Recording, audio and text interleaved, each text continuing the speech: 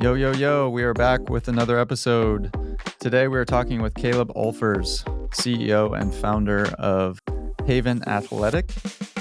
I think this will be an interesting episode for anybody that's looking to enter into a category, especially Caleb is early on. I know he's raised some money at this point. He actually was a former client for a hot second, like a month or two. He just couldn't afford, he had a higher COG product, so he couldn't afford all of the seating. But we actually do get into his campaign and just the attributable effect that he saw by going into CrossFit, seeing the effect that it had by seeding all these bags, being at the CrossFit Games, seeing people talk about all the bags that they saw from several different CrossFitters. I've heard about these, just the word of mouth, and how he really just thinks about influence marketing and why that's so important for his brand today.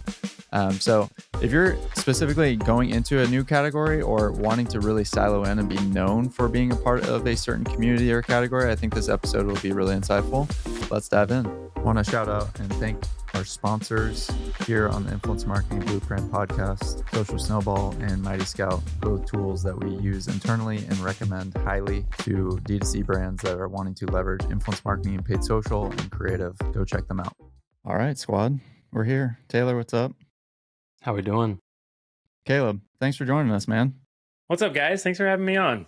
Did you and Taylor purposely plan to match with the hat and the t-shirt? Yeah, 100%. You look good, Caleb. Yeah, you're looking great today. Appreciate you. Did you already get the CrossFit workout in? No, CrossFit workout is late afternoon for me. How about you? Okay, nice. Are you morning? I'm a lunch break guy. Oh, all right. Yeah. So, well, I'm excited to chat. We're excited to chat around everything Haven. Why don't you give the audience a little bit of a background on maybe the 30-second high level of Haven Athletic? Yeah, sure. I started it with a couple of partners in 2016. We started working on the idea. We were frustrated with messy bags, thought there was an opportunity to do something better, and started working on an organization version of a gym bag and talked to a bunch of people and figured out how to make it right, and found out that kind of everyone hated their current bag, and hit the ground running in 2021. And we've done a couple $1 million to date, and we've been growing quickly and working with a ton of influencers and athletes, and yeah, having a good time.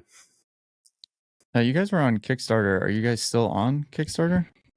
We did do one sale on Kickstarter. Otherwise, we have done a ton of pre-sales, but we've mostly just run them through the website. Gotcha. Okay. So you said something there. You're working with a ton of influencers. Was that always part of your methodology or thought process when launching the brand? When initially launching, I think we were kind of aware of the potential to work with influencers, and had read threads and things on Twitter from Kinship and other people about how to work with influencers. But but I don't know if it was like, oh, we're going to go into this with our core strategy is going to be working with influencers. We're just like, yeah, we should be aware of this. And then as we went along and as we've been building this, the response from people and like the product market fit has been so intense that it's becoming more and more of a thing. And haven't done a good job of building it up until now. We've done some tests here and there, done a little bit of seeding here and there, but just haven't really fully managed it, and partly because of the pre-sale and not having product in stock all the time. But now that like product is mostly in stock and we have someone hired a head of partnerships, and so we're really running on it now. What does it look like to date? Just the influencer marketing program to date at this time of where you're at with the business. And then like we had chatted about, let us under the hood if you're willing, share some numbers, marketing budget, and what percentage of that marketing budget goes to seeding or influencer marketing. And then what does your influencer marketing program look like at this point? Yeah. So we're just getting it up and going. We'd worked with a handful. We worked with Kinship early on. We did a test for, however long we did that. And we were pretty young and pretty small, and our product is pretty expensive. So it was difficult to keep that going. And we're like, I don't know if we can like really like run hard at this and be like, pushing out like hundreds of bags a month. And so we put a pause on it, and now we're coming back around and like revisiting a lot of conversations. And because of the resonance of the product in the market, we have athletes from every major sport, every 3-letter sport you've heard of, some that you haven't, in our DMs asking for product and working around their agents to be able to get the product, and then also being willing to create content for us for free. Like it's bonkers. And we haven't done a great job of managing that. And that means me, because it's mostly been me the last 2 years of running this. And so now we have some help on board. And the last month we've been running on just following up with all those conversations, being like, hey, we'd love to send you a bag. Are you okay creating some content for us? And everyone has said yes so far. And the goal here is to get some content and be able to test some new verticals. So like we have a ton of NFL players that really love it. And so we want to kind of test this along the lines of like, hey, if you're a football player, like this could be a great bag for you. And then so doing some, and just to clarify, they're doing some outbound, but it sounds like a majority to date is inbound. Yeah, the last month has just been going through DMs and finding all those people who've reached out and offered to ask for a bag and potentially offer to create content and kind of like get those conversations going and then figure out if there's something there. And then I think probably in the next couple of weeks, we'll switch more into an outbound. That's kind of what I think, but also like, I mean, over the weekend, there was like, we see people, you know, you look for the blue check mark. And so you see someone like likes your photo and then you see them like 2 or 3 and then leave a comment and you're like, oh, I wonder who that is. And you click on them, they've got like 300 or 500,000 followers. And you're like, yeah, they're probably open to doing something if they're going to like drop in like that on the account.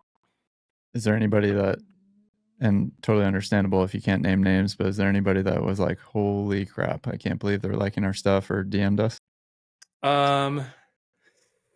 Yeah, I mean, that happens most of the time. Like, really? Yeah. There's I don't have a list top of mind. We're actually like compiling this now because I need to send like an investor update. I was like, hey, I need to know like the names and follower counts. But I mean, like there's some with 1 million plus. There's a lot with like 500,000 followers.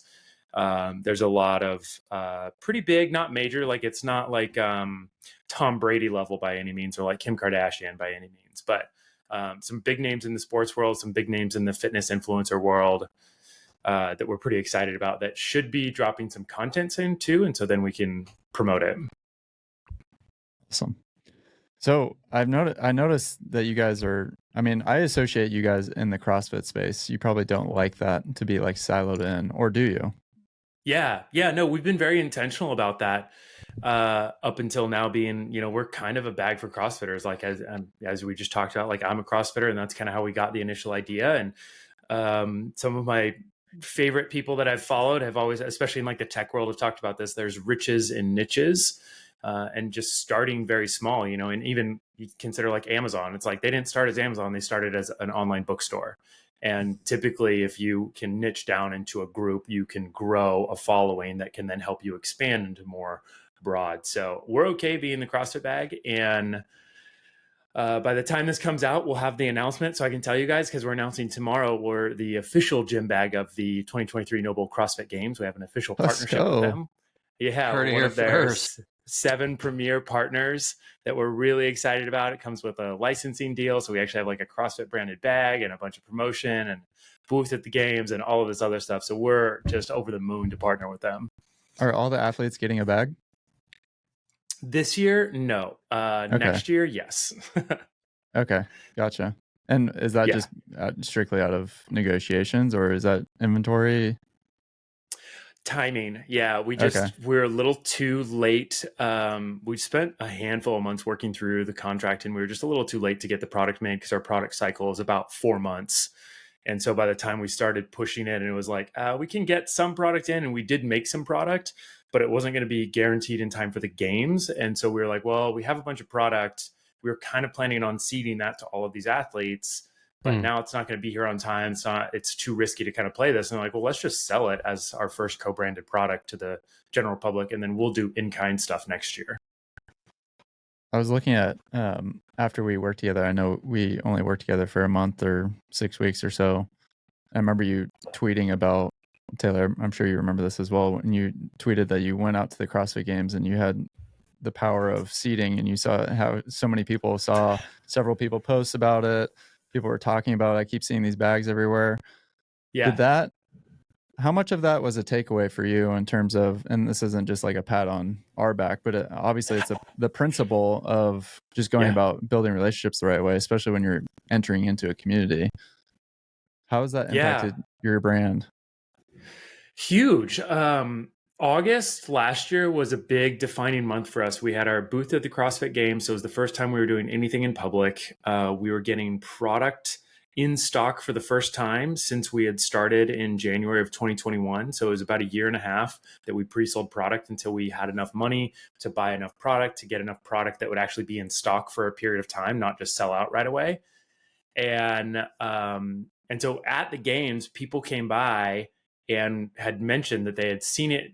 They'd seen us online. It was great to see us in person, but a lot of people had seen it because of the seeding that we did through the 100 or so athletes, and a lot of, I don't remember the total numbers, but a lot of them ended up posting about it, and that gave us just a ton of awareness, and it made a big difference for us at that stage, especially at a smaller stage. I wish we had more product and we could have done more, because the smaller you are, I think even the more beneficial it is to have that awareness going out and that trust and authority through multiple influencers. And with it being riches and niches, I like that tagline. And all these influencers, I'm assuming within CrossFit and outside of CrossFit, when it comes to the influencers outside of CrossFit, you're saying people in the NFL are reaching out. Are you seeing that as an opportunity to gauge product market fit in these other areas that may not necessarily be within CrossFit? Or how are you thinking about that? Is it, hey, these people have a following, whoever it is, we're going to get product in their hands? Just let me in your brain a little bit there. Yeah, early on, it was more product market fit. It was like, hey, that's kind of weird that this football player wants this, but like, we didn't design it for football. We designed it for CrossFit, but maybe it could work.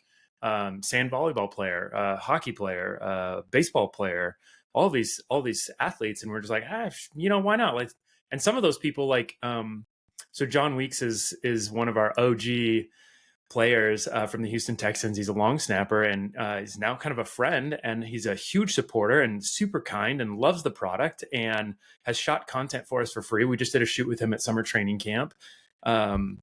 And he's just been kind of a legend, and he loves the product. And so that was like a really good signal that like, okay, this might be more than just CrossFit. Like this is kind of working for more athletes. Yeah. And then the same thing with Jimmy Nelson, the pitcher for the Dodgers. He has 2 of our large duffels, and he uses one for the field and he uses one for the gym. And it makes a lot of sense. So like the pitch, when people say like, oh, what do you do? And it's like, oh, I'm Run Haven. Like we create organized bags for high performance and professional athletes. And I added that tag on there, one, because it sounds cool to say professional athletes. Like some people are like, organized bags of professional athletes. Oh, and you're like, yeah, okay, whatever. But then the other thing is like all these professional athletes, like it's the exact same thing, like high performance, kind of like CrossFit or Ironman people, triathlon people, like people doing a lot, like Eric Hinman type of people, like multi-sport, you have a lot of gear. But then also professional athletes, same thing. Like they're going into the gym. Like I've seen a picture, and Jimmy Nelson's creating some content for us right now, but like his bags he has 2 of our large duffels. They're 50 liters. They're massive, and they're just chock full of his stuff. And it makes a ton of sense when you think about a professional who has oftentimes a lot of tools for their workouts. Like Jimmy has balls and bands and all these things to keep his shoulders healthy that he has to keep with him and use regularly. And if they're in a normal bag, they're just like getting tangled and potentially getting lost and doing the classic like dig through your bag thing. And so as we sent them to these athletes, initially it was, hey, I wonder if it'll work. Like, I don't know, you think it's cool, so like give it a shot. And now we're like, no, we're very confident that it works for pretty much every sport, especially for the athlete if it's in the gym. Whereas like, like a hockey player, it's not going to work for your hockey gear, any of it. Like those bags are like this, massive things. But for a hockey player in the gym, it works for all of that person's gym stuff. Right. Have you seen those relationships with the person in the Dodgers locker room and the Houston Texas locker room? Have you seen them become such an advocate that has led to relationships on those teams through those individuals, where you're getting product in the other teammates' hands? And what does that look like? Yeah, not in every case, but John's the kind of golden example where, he told all of his coworkers, teammates? teammates. I was like, I what's the love word? it. Yeah, he told all of his other teammates about it. And so we had like 10 of them in our DMs the next day being like, hey, can we get a bag? And that was pretty early Oh, on when that's I like cool. couldn't quite manage it all. And so now we're following up with a lot of them, and we got some to some of them. And we got some when we just had the duffel, and now we have the backpack. So it's a good reason to follow up with a lot of them and be like, hey, like, do you want to check out the backpack? We'd love to like send you another one.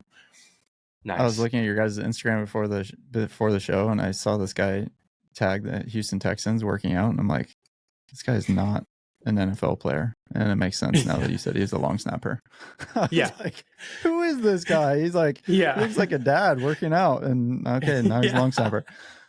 Today's Power Minute is brought to you by Social Snowball, an affiliate platform for e-com that is focused on enabling affiliate partnerships for what I like to call the modern affiliate. So not the traditional affiliates, publishers, blogs, etc. This is the modern affiliates, such as creators, ambassadors, influencers, customers, etc. So there's many things I love about Social Snowball. One of the first things that comes to mind is they eliminate all code leaks. So if your codes that have gone out to influencers or affiliates have ended up on coupon sites, Social Snowball would eliminate this. Also, it's very important to have a tiered based system to motivate your affiliates to continue to post and generate revenue for you. So they make that super seamless, make it super easy on the affiliate to get paid out any which way that they like. So Venmo, PayPal, directly to their bank, on a Visa gift card, Amazon gift card, all that, etc. If you guys haven't checked them out, they're on the Shopify App Store. Go check them out today. You're missing out. They're clearly the best and our number one recommendation for affiliate marketing.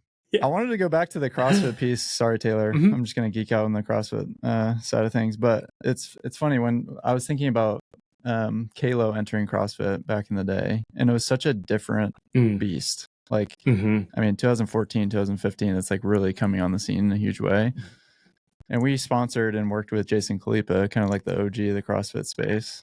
Yeah. And we weren't dealing with an agent. Now you guys are working with, and hopefully you don't take offense to this, but probably like a B-list athlete in Danielle Brandon. Like she's not like the Matt Frasers or like, but she's like known in the space. What did that contract negotiation look like? Kind of let us underneath the hood. Does she have an agent? Are you coming across that more and more in CrossFit where like all the athletes have agents?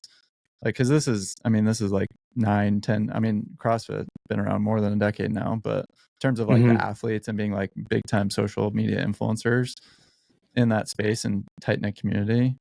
Like, Yeah. how was that negotiation? Why'd you pick her? All the details. Yeah, for sure. I mean, I think there's really only like a small handful of like A-list CrossFit athletes, right? Like it's like Matt and Tia and maybe like Sarah Sigmund's daughter and a couple others that are like kind of in that 1 million follower range, like sort of semi household name. Yeah. Rich Froning for sure, Jason Khalifa. So we weren't looking at anyone at that tier. So we were kind of looking at like up and coming. We were looking at some potential. We were looking at good follower and engagement count, and also like generally, I'm trying to look for that kind of like cutting edge, like the new, the hot, the up and coming. And Danielle kind of fit a lot of those things. She's really great on social. She's got a bit of like this persona that she plays into, which I've met her in real life and she is just the sweetest human. Whereas like online, she kind of has this like badass perspective, kind of like comes on a little strong, like probably rubs a few people in the wrong way. And yeah. And so we are just like, man, this makes sense. And then the cool story behind it was at the games last year, I had been talking to her agent. So she does have an agent. She works with Lab Management, which is Cooper Marsh and Jason St. Clair, who runs X Endurance.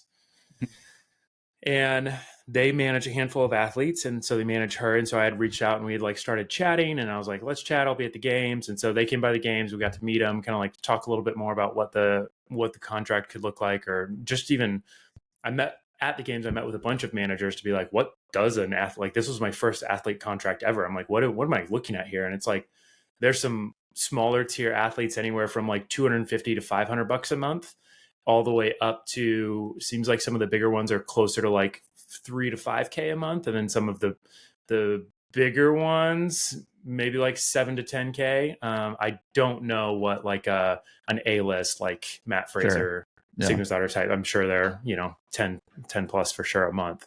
And they're usually looking for like 6 to 12 months commitment. And then you negotiate all sorts of things related to like how many story posts, how many feed posts, collab posts, if your name's in the bio, if you can do whitelisting ads through their bio or through their account. Bunch of other stuff like quarterly shoots showing up and like, or special things like, are you going to do something if you're going to have a booth at the games, or you're going to do like a meet and greet type of stuff like that. What was most important to you? Utilizing her image, likeness, running ads through her account, and doing like collab social stuff. So you guys are doing whitelisting through her account? Yeah. Especially being our first one, it was just like feels important at our size to kind of get access to another lane of promoting ads. Smart. Oh, but yeah, the story was at the game. So I had talked to her managers, and they came up like a day later, and they were like, "Hey, we have a situation." I was like, "Oh, what's up?" And they're like, "Oh, before this, at the games, we had the backpacks. We had 8 of them there because I went to Vietnam in July to visit our factory to finalize the details of the backpack. So if you're making a product, it can take like 6 to 12 months to go back and forth. But if you show up in person because you're there, they will expedite everything and they'll just do it right on site." So I went for a week and a half, and we went through like 3 rounds of sampling to finalize these bags. And then we brought them to the games and had them like in our booth so people could see them and we could start pre-ordering them. It was this whole wild, like just in time timeline. And so in the United States, we had 8 bags. They were in our booth. We were showing them to people, and Danielle Brandon's managers come up and they're like, "Hey, we have a situation. Danielle just spilled a protein shake in her backpack and it's like, it's ruined. It's a mess. Like everything it's over." And they're like, "Is there any way we could get her a bag?" And I was like, I didn't even think twice. I just turned around. I grabbed the large off the wall. I grabbed the large stuff one. I was like, "Take these, whatever one she wants. Like, it's cool." And that was the Vietnam one? Yeah, one of the Vietnam ones. Yeah. Wow. Yeah. And so we're like, "Take these. And if she wants them, she can keep them both, whatever she needs." Like, because we knew we were like, we want to form a relationship here. And this could be like a cool opportunity for her to get her hands on it and be like, "Hey, this is dope. I really like it." And so they took it to her. She liked the backpack, came back, and they're like, "Dude," she was like in love with it. And then we come to find out like she's like kind of OCD, like loves to clean, like her house is like pristine and super organized. And like her manager was telling me all these things about her personality and how it actually like really lines up with like our product, and kind of loving the idea of being able to organize her gear. And we're like, "Oh, that makes us feel even better." That like, this isn't just like, oh, someone was like, "Oh, it's a cool bag and like you're going to pay me money." It's like, "Oh no, you like use this and actually really care about it." And so she was the first person to have a backpack ever. That's amazing. Wow. Yeah. When you go into those sorts of partnerships with Danielle, and when you're, responding to these DMs with people who want product within CrossFit, outside of CrossFit, how are you getting a gauge, or how are you guys determining internally whether these partnerships are a success or not? Is there, on the ad account side of things with whitelisting access, that's relatively simple, right? You have the ad account dashboard to compare her metrics versus other metrics. On the organic side of things, and you mentioned that was something that was important to you, are you providing them with affiliate codes, affiliate links to track performance, or are you looking at, engagement metrics and view through rates? How are you getting a gauge of determining whether a partnership is a success or not holistically? Yeah. Because we're still early kind of building this out, it's right now just if they're willing to create some content for us. So like, and how much and what style, like there's, especially some of the bigger ones, they're kind of willing to be like, "Hey, I'll post like a photo on my story." And we've done a few of those. And obviously, well, maybe not obviously, but that doesn't work. Don't do that. It might work in terms of like just starting to build the relationship to potentially lead to something else. But like we've had someone with like 1 million followers post a story, and it was just like, it was like one photo, and I was like, yeah, it did nothing. Yeah. And so right now it's like, hey, if you're willing to create like an actual piece of content, like a reel, and then if we can, depending on who it is, depending on what the content is, the goal would be like, hey, create a real piece of content that's like an Instagram reel. Let's collab on it and then give us the rights to also run it in ads. That's like kind of the dream scenario. I'm willing to just do, especially depending on who it is, like just do some form of content, even if it's like a shorter, quicker type of reel, or like you create some content and let us remix it and then collab with you on the reel. That's chill too. And so I think where we'll go next is kind of evaluating those, views and engagement and stuff like that. And then We're also building out the affiliate side. And so then kind of the people that make sense, whether they're good at it, moving product, or whether they're just creating content, kind of figure out who to put where. So we're kind of splitting into like moving people into the affiliate side and then also moving people into just like a video creator side. Like if you have, 500,000 followers and you're great at creating content, but you're not going to actually move product, like I'll just pay you for videos that we can run in ads. How are those performing in that account? We just started this, so we don't have any yet. So He's you're about bullish, to, though. He's you're about bullish. to unleash. Yeah. You're about to launch them all. I'm feeling strong. Well, the big thing is like there's so many ideas and ways to show the product, and we haven't done a killer job of doing that so far. We haven't worked with like a creative agency or anything to like produce a bunch of interesting like angles and hooks.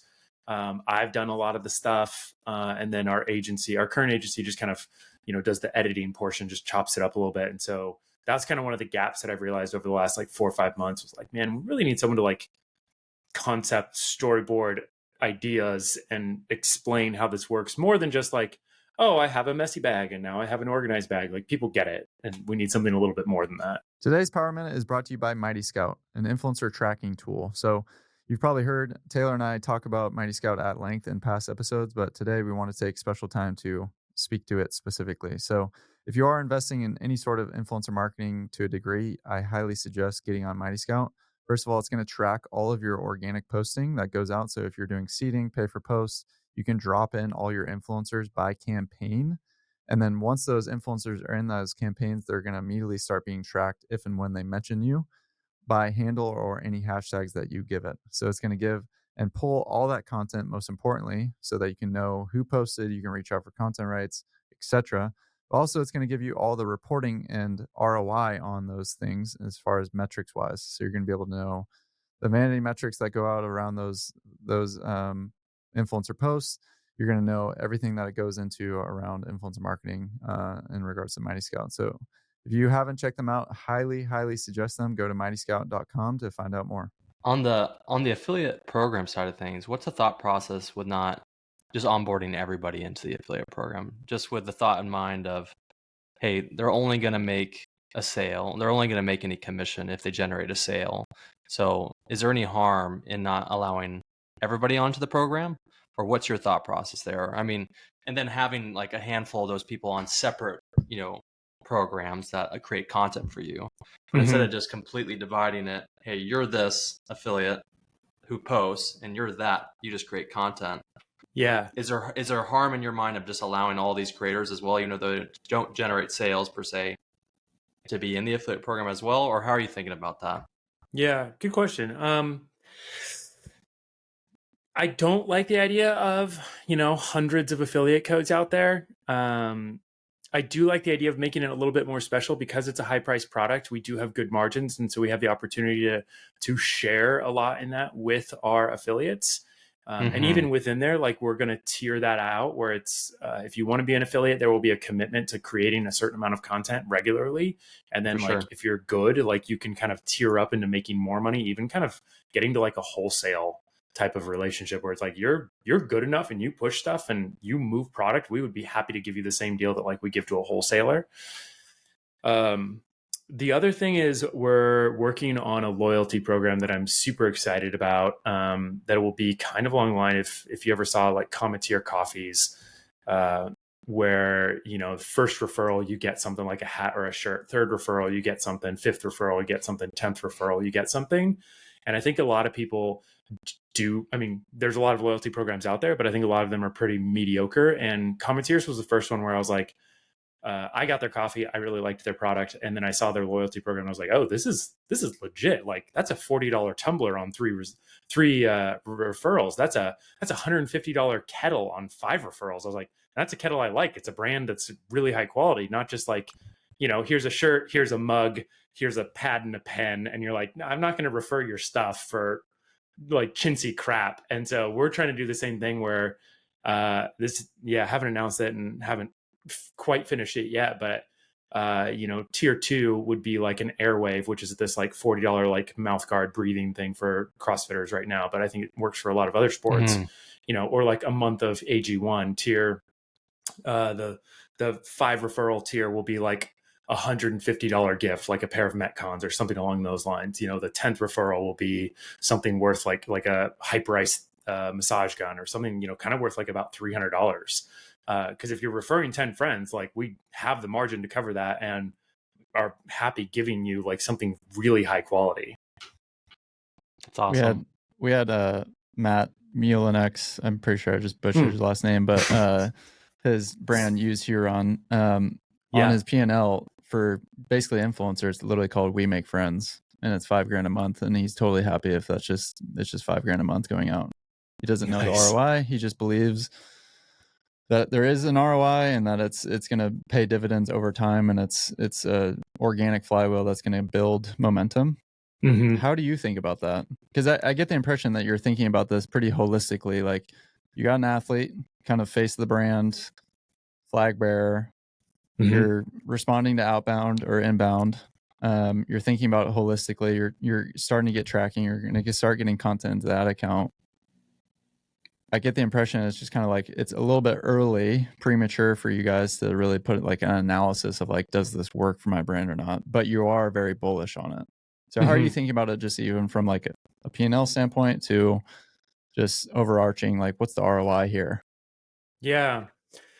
Yeah, super bullish on it because of the response we've had so far and the affinity we have from people who have the product, which just kind of like it. I'm blown away by it regularly that people like will slide in and kind of ask for it, or people will get it and will be like, holy cow, this is incredible. And it's like, that's really awesome that like we created something that resonates so deeply with so many people.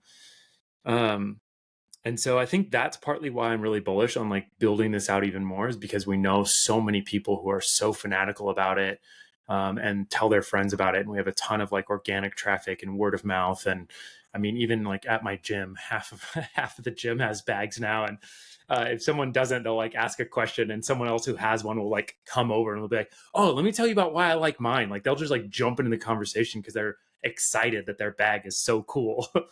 So it's the word of mouth aspect for you. It's basically like, especially in CrossFit community where word of mouth is like times 10, where it's just you light something on fire and it just spreads because everybody wants what the top people have. So you're trying to rinse and repeat that maybe in other categories then. Right. Yeah, exactly. Very cool. Yeah. And then we'll start putting more cash behind it as we kind of get some things solidified here, and then get some more numbers and kind of figure out like which way are we pushing people or pushing this whole ship, and then kind of what's working the best there. But I feel like generally it's going to work well, and we will end up putting a large portion of cash behind it. I have a follow-up question, shifting gears a little bit. Maybe Cody gives me a jab underneath the table on this question, but thought process on hiring internally versus working with an agency. Yeah, great question. I have so many thoughts on this. And I think it's really dependent on who the agency is, what they provide, the clear communication around on how everything's working, and the size of your company. Coming from a smaller size company and now just starting to really grow into mid 7 figures and pushing for 8 figures next year, there's a lot of companies that I think try to kind of one size fits all. And most of the time, those smaller companies are going to be more of a pain in the ass because they need more hand-holding, they need more help, they need more strategy, they need more everything. And a lot of service-based companies and agencies don't provide that as much. Not that all of them don't, but I would just say like, even at our stage now, like we're working on some conversations with some agencies for some various things. And I'm just very clear up front, like, hey, like there's 2 people on my team. So I'm looking for someone to fill this type of a role. And it's not just one, I need kind of a team in that role. And you know that you're okay with it. And I also need to know that like, I don't have 6 months to like prove this out. Like 6 months could kill me. I have 2 months. And so if it's not really working, then it's nothing against you. It's just, I have to keep my business alive. So then we need to switch to something else or someone else. I think agencies are great and I would love to continue working with them. I would love to keep the team really small and tight. There's some areas where I really want to do some in-house stuff. And I think long-term, I kind of lean a little more in-house, but I also know people who are doing kind of a nice mix and getting some of that perspective of agencies, getting some of that knowledge of what's working, broad scale across a lot of accounts versus just like insular what you're doing. So I don't know, kind of like a mid answer of like, I think there's a mix, and I think it's kind of differs for everyone, but being clear is pretty important.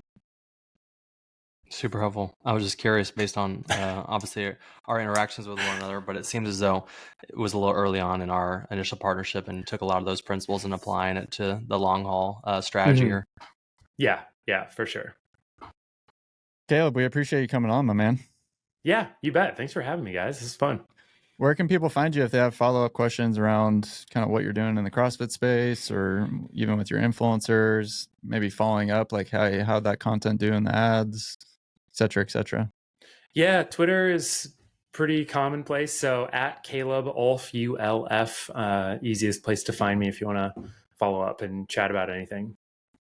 All right, man. We appreciate your time. Yeah, thanks, guys. All right, that's all for today. If you'd like some help developing your influencer marketing campaign, go ahead and DM us on Twitter. Links are in the description. Or you can head to kinship.co to learn more, and you can book a call there. That's KYNSHIP.co. At kinship.co, you also find tools, templates, and resources, all designed to help you grow an influencer campaign that drives visibility and sales, not just likes. Thanks for tuning in as always, and we'll see you next week.